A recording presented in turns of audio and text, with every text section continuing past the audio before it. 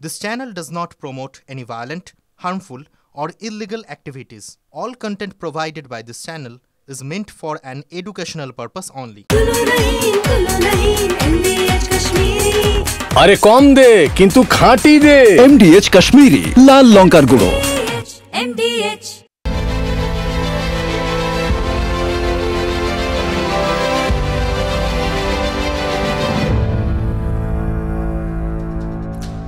আর এবার নজর রাখতে হচ্ছে টপ 10 ব্রেকিং নিউজে। আজকের বড় খবর, চীন সফরে যাচ্ছেন প্রধানমন্ত্রী নরেন্দ্র মোদী। বড় খবর আজকের, সাংহাই সম্মেলনে যোগ দিতে 31 আগস্ট চীন সফর। গালওয়ান সংঘাতের পর প্রথমবার চীনে যাবেন নরেন্দ্র মোদী। বড় খবর আজকের। দ্বিতীয় ব্রেকিং, যেদিন আমি চাইবো সেদিনই আমাকে হারাতে পারবেন, আমি না চাইলে আমাকে হারাতে পারবেন না। ঝাড়গ্রামে জনসভায় বললেন মমতা বন্দ্যোপাধ্যায়, অত্যন্ত সিগনিফিকেন্ট। 3 নম্বর ব্রেকিং, নির্বাচন কমিশনের নির্দেশকে চ্যালেঞ্জ মমতার। কোন অফিসারকে সাসপেন্ড করতে দেব না। 4 অফিসারকে সাসপেন্ডের নির্দেশ দিয়েছে নির্বাচন কমিশন। নিশ্চয় জানেন আপনারা, নির্দেশ মানবে না রাজ্য, মন্তব্য করেছেন রাজ্যের প্রশাসনিক প্রধান। 4 নম্বর ব্রেকিং, উচ্চশিক্ষা দপ্তরকে পাল্টা চিঠি শান্তা দত্তর। 28 আগস্ট রাস্তাঘাট সচল রাখুন, ওই দিন স্নাতকের পরীক্ষা হবে। বিরোধীদের বন্ধে সব স্বাভাবিক থাকে, সরকারের কাছে মাথা নত করছেন না কলকাতা বিশ্ববিদ্যালয়ের উপাচার্য, বারংবার সেটা পরিষ্কার করে দিচ্ছেন। 5 নম্বর ব্রেকিং, চিতপুর থানায় এফআইআর মামলায় মিঠুনকে রক্ষা কবচ। মিঠুন চক্রবর্তীকে রক্ষা কবচ দিল কলকাতা হাইকোর্ট। 3রা সেপ্টেম্বরের মধ্যে রাজ্যের কাছে কেস ডায়েরি তলব করা হয়েছে। 6 নম্বর ব্রেকিং, বড় খবর আজকের, ডিএ মামলায় সুপ্রিম কোর্টের তোপের মুখে পড়েছে রাজ্য। মহাজনদের মতন আচরণ রাজ্যের, পর্যবেক্ষণ সুপ্রিম কোর্টের। বড় খবর, বিচারপতি বলেন টাকা জমিয়ে অন্য জায়গায় খাটাচ্ছে রাজ্য, অত্যন্ত বড় খবর। 7 নম্বর ব্রেকিং, কোচবিহারে শুভেন্দু অধিকারী গাড়িতে হামলার ঘটনায় গ্রেপ্তার 7 জন। সূত্রের খবর, ধৃতরা প্রত্যেকেই তৃণমূল কর্মী, সিগনিফিকেন্ট। 8 নম্বর ব্রেকিং, নবান্ন অভিযান ঠেকাতে ফের হাইকোর্টে মামলা। ব্যবসায়ীদের পর এবার হাইকোর্টে হাওড়ার একজন বাসিন্দাও। নবান্ন অভিযানে জনজীবন ব্যাহত হওয়ার আশঙ্কা, ডিভিশন বেঞ্চে মামলা, আগামীকাল শুনানির সম্ভাবনা। 9 নম্বর ব্রেকিং, 9 আগস্ট নবান্ন অভিযানের ডাক তিলোত্তমার মা বাবার। শুভেন্দু অধিকারীর অভিযোগ, নবান্ন অভিযান ঠেকাতে মরিয়া হয়ে উঠেছে রাজ্য। তিলোত্তমার বাবা মাকে ভয় পাচ্ছে রাজ্য, তোপ দেখেছেন শুভেন্দু অধিকারী। 10 নম্বর ব্রেকিং, ডোনাল্ড ট্রাম্পের নয়া শুল্ক বোমা। ভারতের ওপর আরো 25% শুল্ক আরোপ আমেরিকার। ফলে ভারতীয় পণ্যে মার্কিন শুল্ক বেড়ে হলো 50%। ভারতীয় পণ্য আমেরিকায় রপ্তানি করলেই এই বাড়তি শুল্কের চাপ।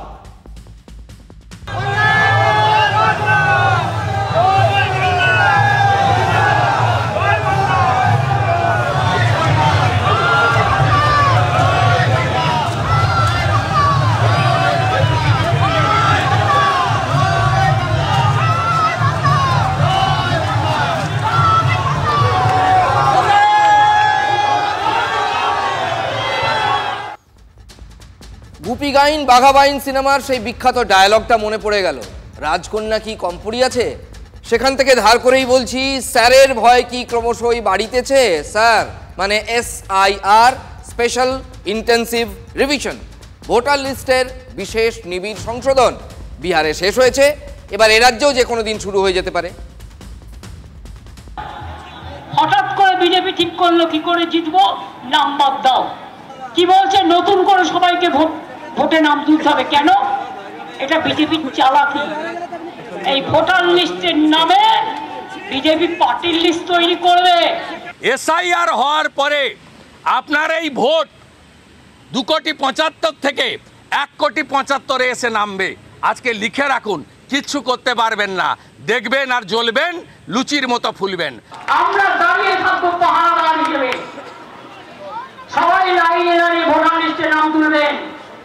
আর যদি কেউ বলে এই চাই ওই চাই, এটা হলো না, বলে কেন হবে, এটা তোমার সম্পত্তি, এই দেশটা আমাদের। ভরসা, মমতা ব্যানার্জি ভরসা। ঝাড়গ্রামে মমতা বন্দ্যোপাধ্যায়ের ভাষা আন্দোলনের মিছিলের পর আজকে সভা ছিল, সেখানে অগ্নিকন্যা আজকে অগ্নিশর্মা হয়ে গিয়েছিলেন। ভোটার লিস্টের নিবিড় সংশোধন কি তৃণমূলের ঘরে ভয় ঢুকিয়ে দিয়েছে, এই প্রশ্ন উঠছে। তার কারণ মমতা বন্দ্যোপাধ্যায় কি বলছেন জানেন? তিনি হারতে না চাইলে কারো সাধ্য নেই তাকে হারানোর। যেদিন তিনি চাইবেন সেদিন তিনি হারবেন, মানে তার সরকার হারবে। আর আমি যেদিন নিজে মনে করব সেদিন আমাকে হাঁটতে পারবেন। আমি যেদিন নিজে মনে করব না, আপনার লোকেরাও আমায় ভোট দেবে। তার কারণ তাদেরও ঠিকানা চাই, তাদেরও আশ্রয় চাই, এটা মাথায় রাখবেন। মহাভারতের ভীষ্ম পিতামহর স্বেচ্ছামৃত্যুর মতো ব্যাপার, মানে রাজনীতির ক্ষেত্রে অবশ্যই বলছি, এটা রাজনৈতিক ব্যাপার। তাই যদি হয় তাহলে নির্বাচন কমিশনকে আক্রমণ কেন? ভয় না পেলে তো আক্রমণের কথা নয়, মানে আক্রমণ করার কথা নয়, একদম ব্যক্তিগত আক্রমণের রাস্তাতেও চলে গিয়েছেন আজকে তিনি। ইলেকশন কমিশন তার চেয়ারটাকে রেসপেক্ট করে বলি, ব্যক্তি হিসেবে তিনি হচ্ছেন অমিত স্যার হাতের পুতুল, কলের পুতুল, যেদিকে নাচাবে তেমনি না, যেদিকে নাচাবে তেমনি না। ওনাকে বলতে দেন উত্তর ইলেকশন কমিশনকে। উনি তো বাবা সাহেব আম্বেদকরকে অ্যাটাক করছেন, সংবিধানকে অ্যাটাক করছেন। তার এত ক্ষমতা, সে কিনা বাংলাকে চোখ রাঙায়। আমরা বলি চোখ রাঙানো ভালো, নিজের পেছনটা তাকিয়ে রাখো। আর তা না হলে আমরা যখন ধরবো, আমরা কিন্তু ধরে শেষ করে ছাড়বো রাজনৈতিক ভাবে।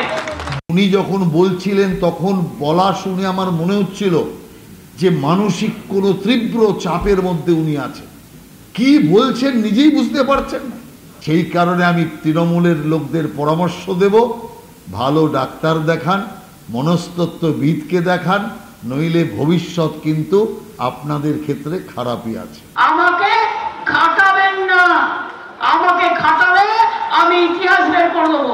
এরা ভাবছেন যে আগের মতো হবে, আরি জাপ্তা বাছে আগের মতো হবে, সব ধামাচাপা পড়ে যাবে। ধামাচাপা পড়বে না। সিবিআইয়ের হাত থেকে বাঁচার জন্য বাড়ির ওপর থেকে কোটি কোটি টাকা ফেলে দিয়ে কি করেছিলেন আমার সব মনে আছে। ভয় না থাকলে ভোটার লিস্ট সংশোধনের সঙ্গে তিনি বারবার এনআরসিকে জুড়ে দিচ্ছেন কেন?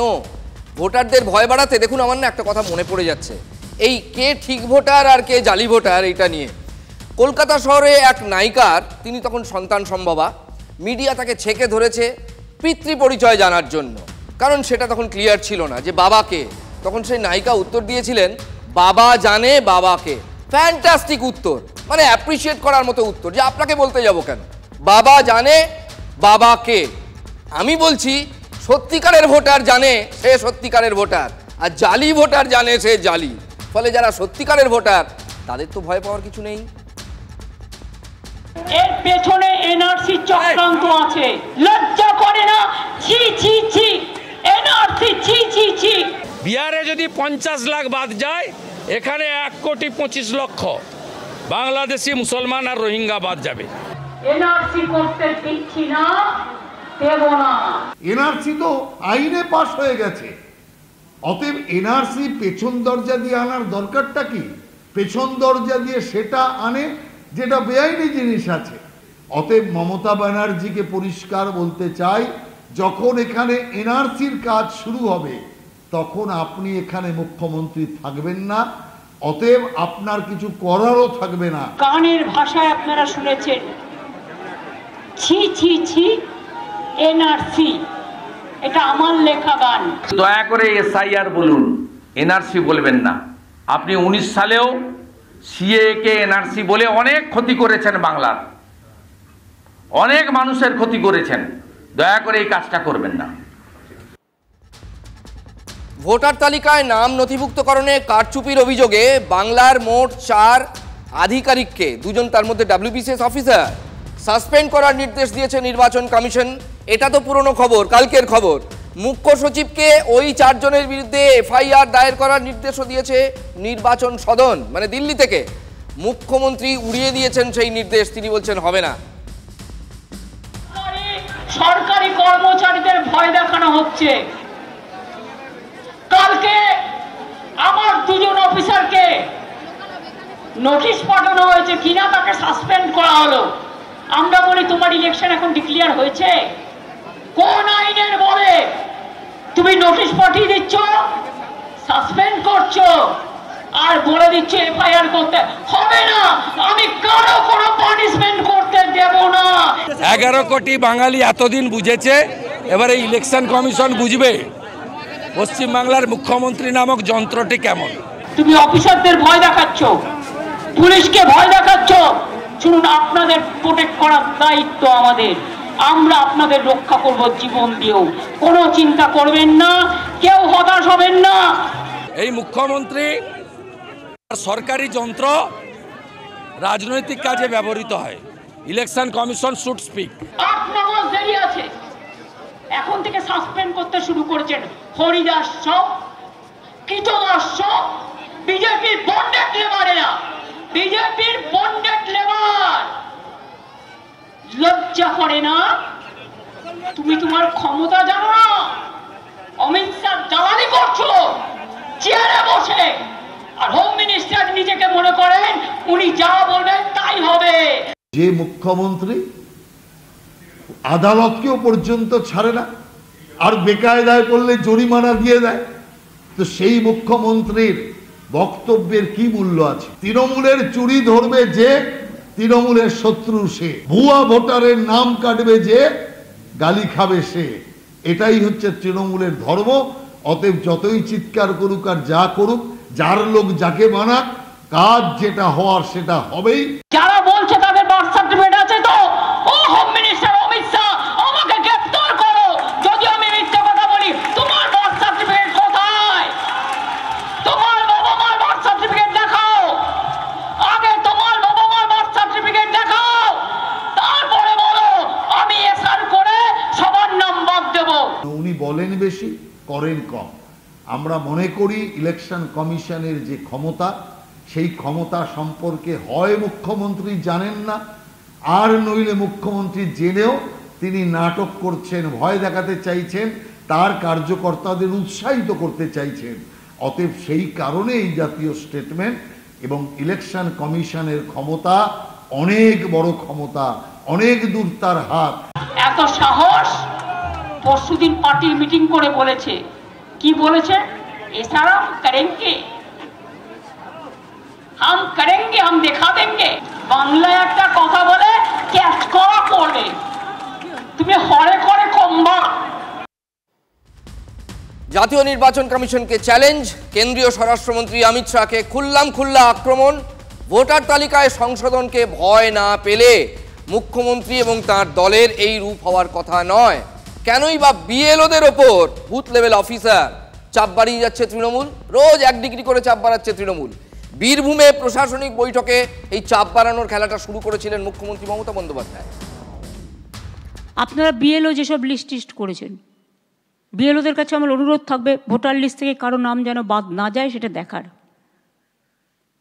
মনে রাখবেন, ইলেকশন কমিশন তার নোটিফিকেশান যখন হবে ডেট অফ ইলেকশন, তখন থেকে এটা ইলেকশন কমিশনের আন্ডারে যায়।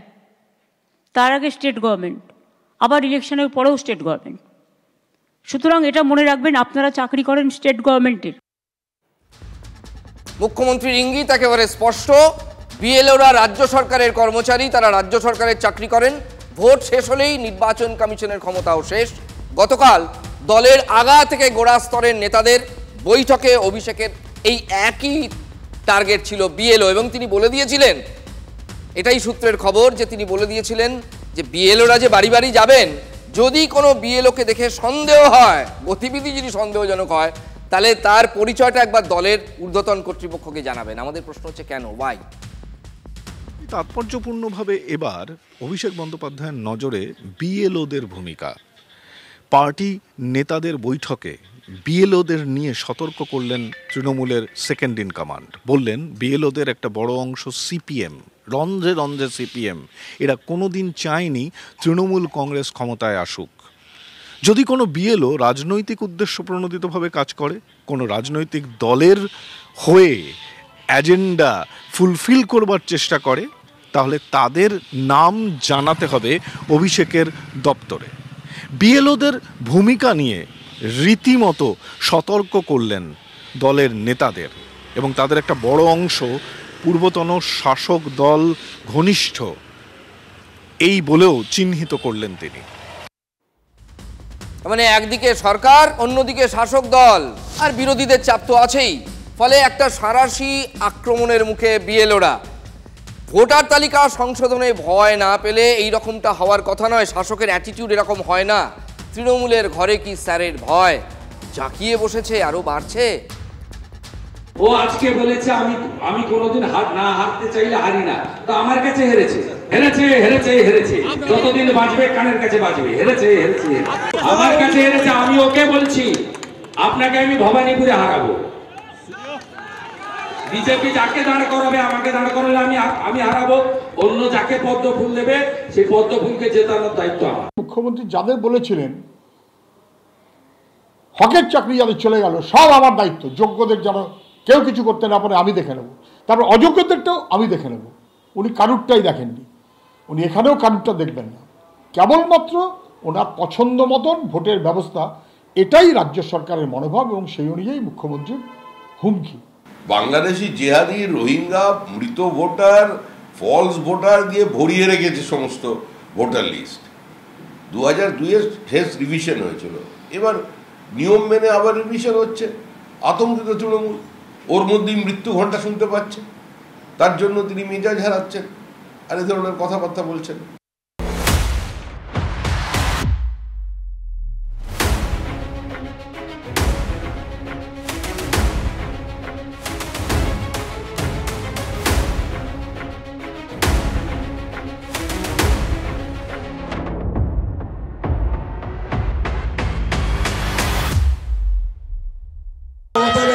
বিজেপি প্রাক্তন করবে তাই তারা স্বাগত জানিয়েছে। বিরোধী দলনেতার ঘোষিত কর্মসূচি, সেই কর্মসূচিতে আজকে আবার অশান্তি। কোচবিহারের পর এবার বারাসাত। শুভেন্দুর কর্মসূচিতে ফের অশান্তি। রণক্ষেত্র বারাসাতের চাপাডালি মোড়। শুভেন্দুর মিছিল লক্ষ্য করে কটূক্তির অভিযোগ। পুলিশের সামনেই উত্তপ্ত পরিস্থিতি। মঙ্গলবার কোচবিহার আর বুধবার বারাসাত। শুভেন্দু অধিকারীর কর্মসূচিতে ফের অশান্তি। চাপাডালির মোড়ে মিছিল লক্ষ্য করে কটূক্তি এবং ঢিল ছোড়ার অভিযোগ। পাল্টা রে রে করে তেড়ে যান বিজেপির কর্মী সমর্থকরা। পরিস্থিতি সামাল দিতে যথেষ্ট বেগ পেতে হয়েছে আজকে পুলিশকেও। কিন্তু প্রশ্ন হলো, বিরোধী দলনেতার ঘোষিত কর্মসূচিতে রোজ রোজ অশান্তিটা হবে কেন? মঙ্গলবার কোচবিহার আর বুধবার বারাসাত। বিরোধী দলনেতার কর্মসূচিতে অশান্তি এদিনও। বারাসাতে ছিল শুভেন্দু অধিকারীর কন্যা সুরক্ষা যাত্রা। বিরোধী দলনেতা তখন একটু দূরে, তখনই তুলকালাম চাপাডালি মোড়ে। তৃণমূলের অটো অপারেটর্স ইউনিয়নের অফিস থেকে শুভেন্দুর মিছিল লক্ষ্য করে কটূক্তির অভিযোগ, এমনকি ঢিল ছোড়া হয় বলেও অভিযোগ বিজেপির। মুহূর্তে উত্তপ্ত হয়ে ওঠে পরিস্থিতি পুলিশের সামনেই। কর্মসূচি বানচাল করার জন্য নানাবিধ উস্কানি এবং আক্রমণের ঘটনা ঘটেছে। তৃণমূল কংগ্রেসের চোরেরা তারা চুরির টাকায় তাদের বাড়িতে থাকা পতাকাগুলো সকাল থেকে টাঙিয়েছে শুভেন্দু অধিকারীকে স্বাগত জানানোর জন্য। বুধে বারাসাত আর মঙ্গলে কোচবিহার। বিরোধী দলনেতার গাড়িতেই হামলার ঘটনা নিয়ে রাজ্যসভায় মুলতবি প্রস্তাব শ্রমিক ভট্টাচার্যের। সংসদীয় গণতন্ত্রের যার স্থান, মুখ্যমন্ত্রীর পরে বিরোধী দলনেতা শুভেন্দু অধিকারী, যিনি এই লোকসভার সদস্য ছিলেন, এই পার্লামেন্ট হাউসে ছিলেন, আজকে তিনি কোর্টের নির্দেশে কালকে যখন যাচ্ছিলেন চিতাইয়ে, তখন তার উপরে যে আক্রমণ হলো সেটা তাকে খুন করার জন্য আক্রমণ হয়েছিল। তৃণমূল কংগ্রেস দিল্লিতে কোনো আন্দোলন ডাকলে তখন বাহুবলী আস্ফালন। দিল্লি পুলিশের লাঠিটা কত উঁচু আর কত মোটা জানেন? আর দিল্লি পুলিশের লাঠির মাপ হচ্ছে 6 ফুট। যেতে বলুন, বিজেপি নেতাদের ঘেরাও করে যেতে বলুন, বলছি যেতে বলুন। আজকে এরকম নাকি কান্না কাঁদছে কেন? তাহলে তারা তো বাহুবলী আস্ফালনগুলো নিজেদের জায়গায় দেখি অভ্যাস, তো আজকে এইসব নাকি কান্না কাঁদতে আসছে কেন? দলনেতা একটা সাংবিধানিক পদ যার আছে, আজকে তিনি আক্রান্ত হচ্ছেন, তাকে খুন করার চক্রান্ত করছে জেহাদিরা। যে ঘটনা কালকে ঘটেছে তা নিয়ে আমি মুলতবি প্রস্তাব আনতে চেয়েছি। রাষ্ট্রসংঘেও নিয়ে যান না, কোনো সমস্যা নেই। রাজ্যসভায় নিয়ে যাচ্ছেন, লোকসভায় নিয়ে যাবেন, রাষ্ট্রসংঘে নিয়ে যাবেন, শুধু পশ্চিমবঙ্গে কোনোদিন ক্ষমতায় আসবেন না।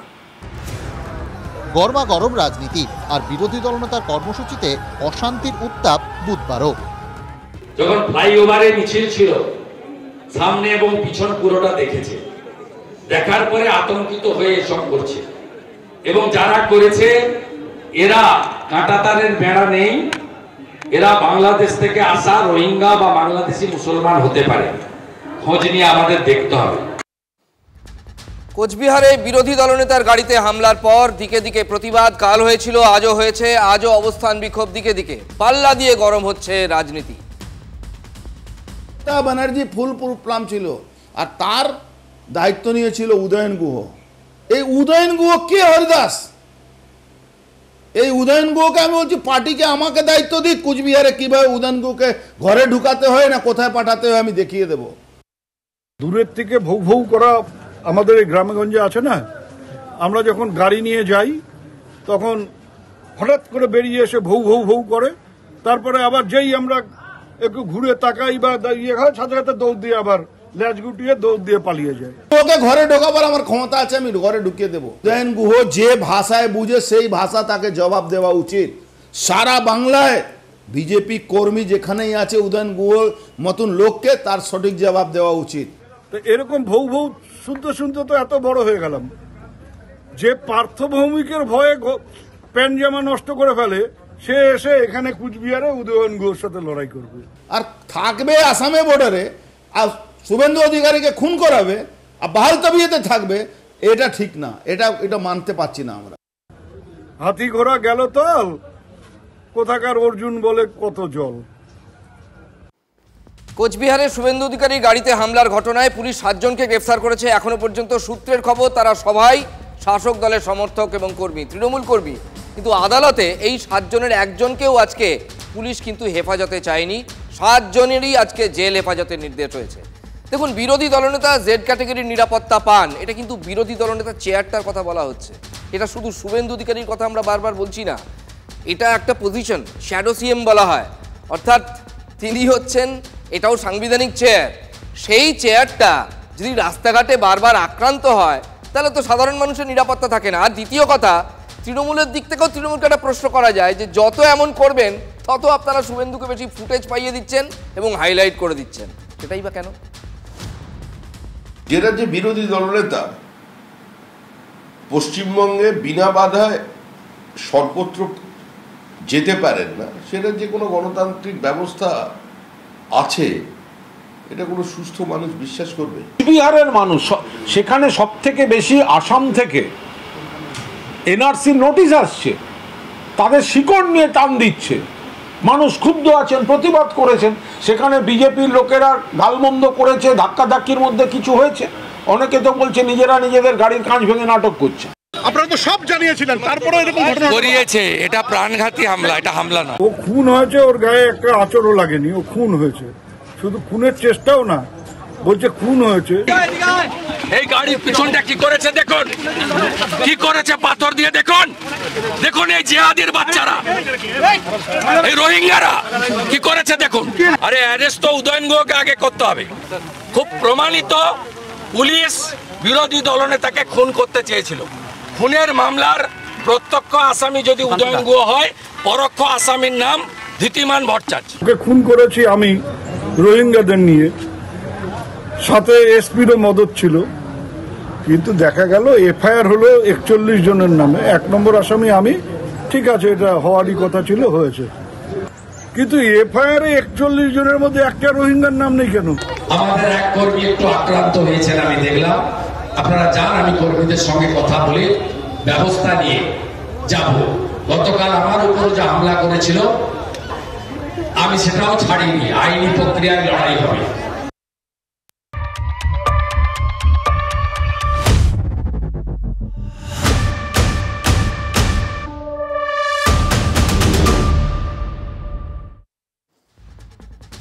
যে ছবিগুলো আপনাদের দেখালাম না, বিশ্বাস করুন এই ছবিটা যখন আজকে আমরা প্রথম দেখি তখন রাগে মাথা গরম হয়ে গিয়েছিল। আবার বলছি, ইমোশন সংযম করতে হয়, আমাদের সংযত থাকতে হয়। কিন্তু প্রচণ্ড রাগ হয়েছিল এই প্রথমবার।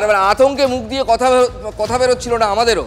স্কুল পড়ুয়া এইটুকুটুকু সব বাচ্চা ফুলকারে যাওয়ার সময় সমস্ত সমেত ধপাস। কারণটা কি? তারা ভ্যানে খাঁচার মধ্যে শিশুরা ছটফট করছে, বেরিয়ে আসতে পারছে না, খাঁচাটা তো বন্ধ, আর্তনাদ করছে এবং আপ্রাণ চেষ্টা করছে, কিন্তু কিভাবে বেরোবে তারা? যেখানে পড়েছে সেখানে রাস্তাটা শুধু মানে কি বলবো, এটা এক ধরনের ফার্স, ওটা কোনো রাস্তাই নয়, একটা আস্ত পুকুর। মানে উন্নয়নের মুখে না জামা ঘষে দিয়েছে আজকে এই ছবি। বিশাল বিশাল গর্ত, তাতে বৃষ্টির জল জমে এক একটা মৃত্যু ফাঁদ, বাঁচার পথই নেই, একেবারে মরতে বসেছিল এই বাচ্চাগুলো। যদি এর থেকে বেশি ক্ষতি একটা কিছু হতো না, তাহলে আজকে কিন্তু মানে এমনিতেই সরকারের লজ্জা পাওয়ার কথা। আমি জানি না এটা ছবিটা দেখে যারা বড় বড় অনেক সময় কথা বলেন, সহজ কথায় বাতেলা, তারা লজ্জা পাবেন কিনা। দেখুন কোথায় ফেলেছেন বাচ্চাগুলোকে।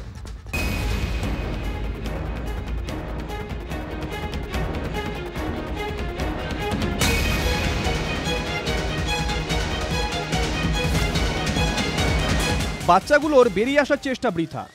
পুলকারের ভিতরে তখন হাঁসফাঁস দশা। স্কুল শেষে এই খুদেরা বাড়ি ফিরছিল আর তখনই এই কাণ্ড। মুর্শিদাবাদ জেলার নবগ্রামের পলসন্ডা থেকে লালবাগ সদরঘাট যাওয়ার পথে পদে পদে বিপদ। স্কুলের বাচ্চা টুকটুকে যাচ্ছিল, গর্তে পড়ে বাচ্চা মানে গাড়িটা উল্টে যায়। এই রাস্তা টোটালটা কি খারাপ? পুরোটাই খারাপ, রাস্তার কাজই হচ্ছে না। রাস্তার কাজ হচ্ছে না। আসলে বাঁচার কোনো পথই নেই। দুর্ঘটনা ঘটবে এটা ধরে নিয়েই বোধহয় পথে নামতে হবে এবার থেকে। রাস্তার যেখানে এমন হাল, সেখানে আর কি হবে? মাসুল দিচ্ছে কচিকাচারাও, প্রাণের দাম আছে নাকি?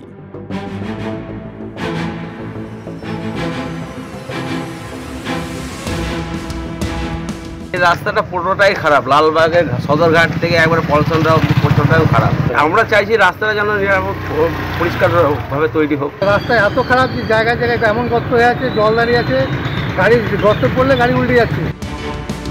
প্রতিদিন এই রাস্তায় দুর্ঘটনায় নিয়ম, অথচ এই পথেই স্কুল থেকে সরকারি অফিস অনেক কিছু রয়েছে, ব্যস্ত এলাকা, কিন্তু সেখানে পথের এই হাল। সারাই হয় কখনো সখনো, তবে কাজ কেমন হয় তার প্রমাণ পাওয়া যায় কয়েকদিনের মধ্যেই। রাস্তা তো নামেই আসলে মরণ ফাঁদ পাতা। প্রশাসনের কর্তারা কি জানেন না? সবাই সব জানেন, শুধু কাজের বেলায় খেলা শুরু হয়ে যায়। কি করে দায় এড়ানো যায় সেই খেলা, আশ্বাস দেওয়ার খেলা। মুখে বললেই তো দায় শেষ, জনতা জনার্দন ভুগছে, তাতে কি? এই রাস্তাটা তো আমার আন্ডারে নয়, আমাদের পঞ্চায়েতের আন্ডারে নয়, কিন্তু পঞ্চায়েতের মধ্য দিয়ে গেছে। এই রাস্তাটি পিডব্লিউডির রাস্তা।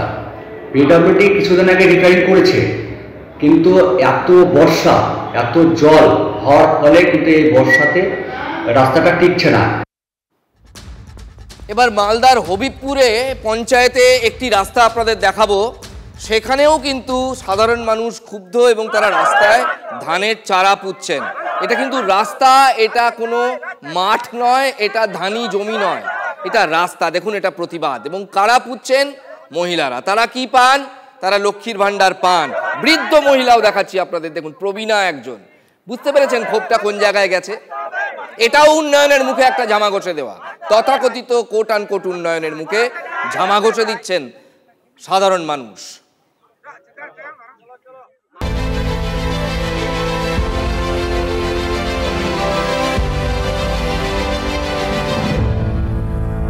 যদি MDH কিচেন কিং কিচেনে থাকি তো আমরা যা ইচ্ছে তৈরি করতে পারি। বেগুনের ভর্তা, আলু কপি, ভিন্ডি মশলা, আরো অনেক কিছু। MDH